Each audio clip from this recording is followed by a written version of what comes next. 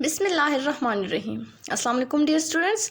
Students, in this video I will discuss about alkenes, their preparation and their chemical reactions. That what are alkenes, how they are prepared, and what are the chemical reactions of alkenes. That how they react with the other compounds and what are the new products. First, let's see the definition of alkenes. That what are alkenes. Alkenes are defined as those unsaturated hydrocarbons which contain carbon-carbon double bond are called alkenes. First, let's see that what are hydrocarbons. So alkenes का मतलब क्या हुआ कि alkenes की definition खुद ही बता रही है कि ये वो अनसेचुरेटेड हाइड्रोकार्बन्स होते हैं कि जिसमें कार्बन कार्बन डबल बॉन्ड होगा। पहले देखते हैं, मैंने अपनी पिछली वीडियोस में भी आप लोगों को बताया है कि हाइड्रोकार्बन्स क्या होते हैं और उनकी क्लासिफिकेशन क्या होती है। तो हाइड्रोकार्बन्स थोड़ा सा अपने प्रीवियस नॉलेज को हम लोग रिवाइज करेंगे और देखेंगे कि हाइड्रोकार्बन्स वो कंपाउंड्स होते हैं जो कार्बन और हाइड्रोजन से मिलकर बने हुए हों। फॉर एग्जाम्पल हमारे पास आ जाते हैं मीथेन। अब देखें ना, ये कंपाउंड क्या है, इसमें सिर्फ हाइड्रोजन है और कार्बन है, इन दोनों से मिलकर ये कंपाउंड बना हुआ है मीथेन।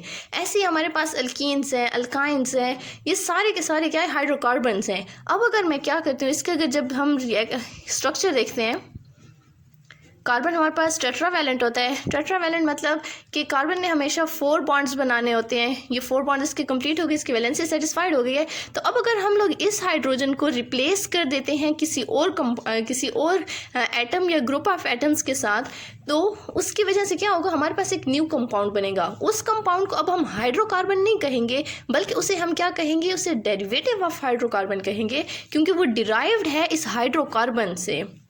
अब देखें, लेट्स फॉर एग्जांपल मैं कहती हूँ कि इस H को मैं रिप्लेस कर देती हूँ OH ग्रुप के साथ, तो ये इस तरीके से बन जाएगा। अब ये जो न्यू कंपाउंड है जिसमें हमारे पास इधर ये R ग्रुप अल्काइल ग्रुप के साथ OH जब अटैच्ड होगा तो वो क्या बन जाएगा, डेरिवेटिव ऑफ हाइड्रोकार्बन होगा। और इस क्लासिफिकेशन या इस ग्रुप को हम कहते हैं अल्कोहल्स, कि ये वो हाइड्रोकार्बन्स हैं, ये वो हाइड्रोकार्बन्स के डेरिवेटिव्स हैं कि जिसमें हमारे पास OH होगा, ग्रुप अल्काइल ग्रुप के साथ अटैच्ड होगा, तो उन्हें हम अल्कोहल्स कहेंगे। इनकी अपनी अलग से फिर प्रॉपर्टीज़ हैं, इनको इंशाल्लाह हम नेक्स्ट वीडियोज़ में डिस्क्राइब करते रहेंगे टाइम टू टाइम। एंड दूसरी बात, इन अल्कीन्स की डेफिनेशंस में हमें ये पता चलती है कि अनसेचुरेटेड क्या होते हैं। अब हाइड्रोकार्बन्स की तो हमें समझ आ गई है कि हाइड्रोकार्बन्स क्या होते हैं, कार्बन और हाइड्रोजन से मिलकर बने हुए कंपाउंड्स। बट एक और क्वेश्चन भी यहाँ पर ये राइज हो रहा है कि अनसेचुरेटेड का क्या मीन होगा। तो मैंने पिछले वीडियो में भी आप लोगों को डिस्क्राइब किया था कि हाइड्रोकार्बन्स की हमारे पास फर्दर 2 टाइप्स होती हैं। एक हो जाती हैं सेचुरेटेड हाइड्रोकार्बन्स और दूसरी टाइप हमारे पास हो जाती है अनसेचुरेटेड हाइड्रोकार्बन्स। अब सेचुरेटेड कौन से होते हैं, सेचुरेटेड वो होते हैं जिसमें हमारे पास कार्बन कार्बन सिंगल बॉन्ड्स होंगे, जैसे कि हमारे पास अल्केन्स में होता है। अनसेचुरेटेड में हमारे पास मल्टीपल बॉन्ड्स होते हैं। अब मल्टीपल बॉन्ड्स कौन कौन से होंगे, या वो डबल बॉन्ड होंगे, कार्बन कार्बन डबल बॉन्ड होगा, या फिर carbon to carbon triple bond होगा। और इस वीडियो में हम लोग carbon to carbon double bond के बारे में डिस्क्राइब करेंगे, जो कि हमारे पास अल्कीन्स होते हैं। इधर कोई और ग्रुप्स हमारे पास अटैच होंगे, ठीक है। Okay, now the preparation of alkenes, that how alkenes are prepared and what are the methods of preparation of alkenes. There are 2 methods of preparation of alkenes. The first one is by dehydration of alcohols and the second one is by the dehydrohalogenation of alkyl halides. First, by dehydration of alcohols, that how alkenes are prepared by the dehydration. Students, first we will have to answer that what is dehydration. देखिए, dehydration combination है 2 words का, D and hydration. D means removal and hydration it is from hydra. And hydra आप सारे बच्चे जानते हैं कि hydra किसके लिए होता है, वाटर के लिए यूज़ होता है। तो अब आप लोगों को इस चीज़ से कंसेप्ट क्लियर हो जाना चाहिए कि डिहाइड्रेशन का मतलब क्या है, कि वो रिएक्शंस, वो अल्कोहल्स के रिएक्शन कि जिसमें हम लोगों के पास वाटर का रिमूवल होगा, और जब वाटर का रिमूवल होगा अल्कोहल्स से, तो उस टाइम जो न्यू कंपाउंड बनेगा, तो इसके साथ अल्कीन्स की प्रिपरेशन हो जाएगी। इसके लिए हमारे पास कुछ कंडीशंस भी हैं।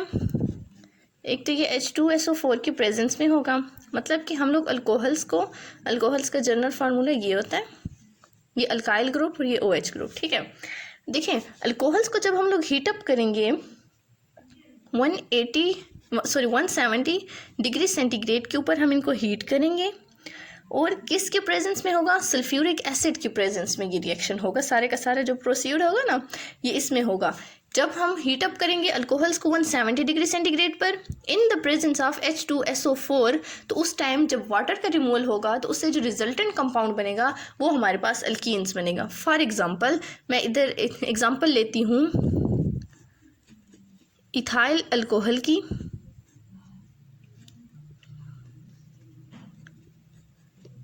ये हो गया, देखिए H2SO4 की प्रेजेंस और 170 डिग्री सेंटीग्रेड का टेम्परेचर हम इनको देंगे, इसके ऊपर हम इसको हीटअप करेंगे। अब देखें यहाँ से क्या होगा, इधर से ये OH रिमूव हो जाएगा और यहाँ से एक हाइड्रोजन रिमूव हो जाएगा, इसकी रिमूवल होगी तो वाटर की प्रिपरेशन हो जाएगी। अब देखें कार्बन के हमारे पास कितने बन गए बॉन्ड्स, ये 3 तो है, ठीक है। ये देखें अब इस कार्बन को अगर हम लोग फर्स्ट देखते हैं कि इसने कितने बनाए हुए हैं बॉन्ड्स, 3 बॉन्ड्स बनाए हुए हैं। इस कार्बन ने भी 3 बॉन्ड्स बनाए हुए हैं।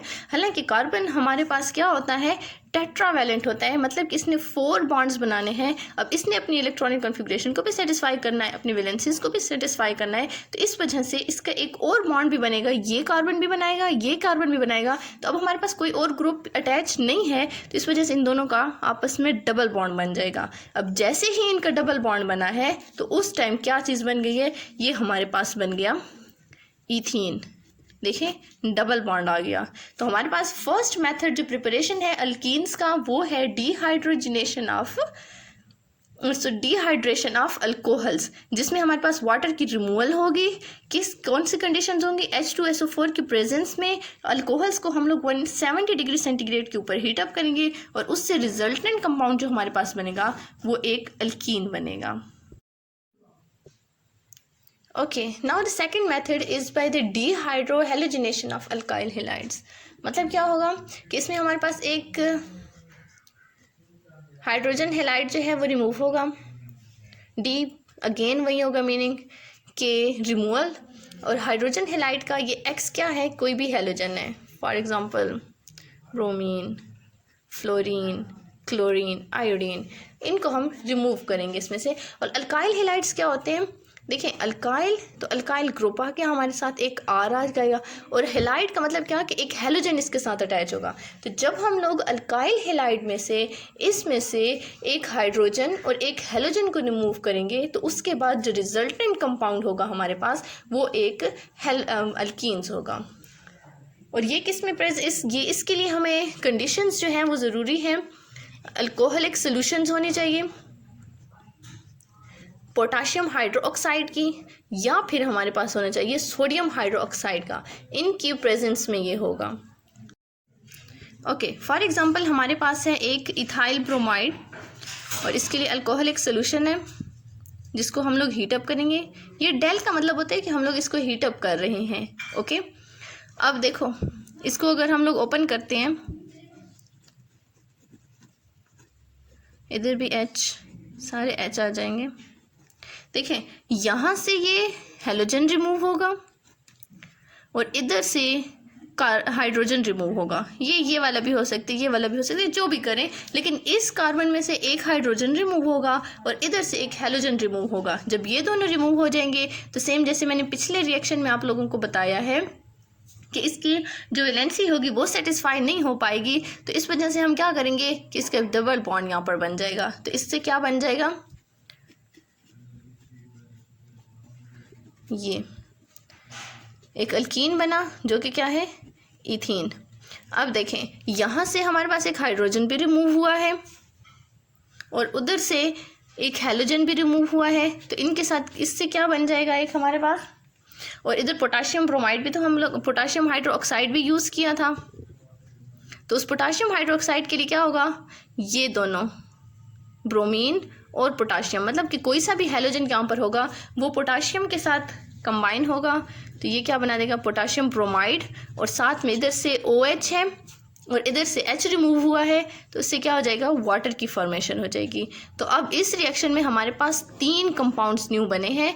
जब हमने पोटाशियम हाइड्रोक्साइड को हीटअप किया किसके साथ, अल्काइल हेलाइड्स में, और यहाँ हम लोगों ने लिया था इथाइल ब्रोमाइड, और इसकी वजह से रिजल्टेंट हमारे पास एक अल्कीन बना जो कि इथीन बन गया, और साथ में हमारे पास पोटाशियम ब्रोमाइड बना और साथ में वाटर की भी फॉर्मेशन हुई है।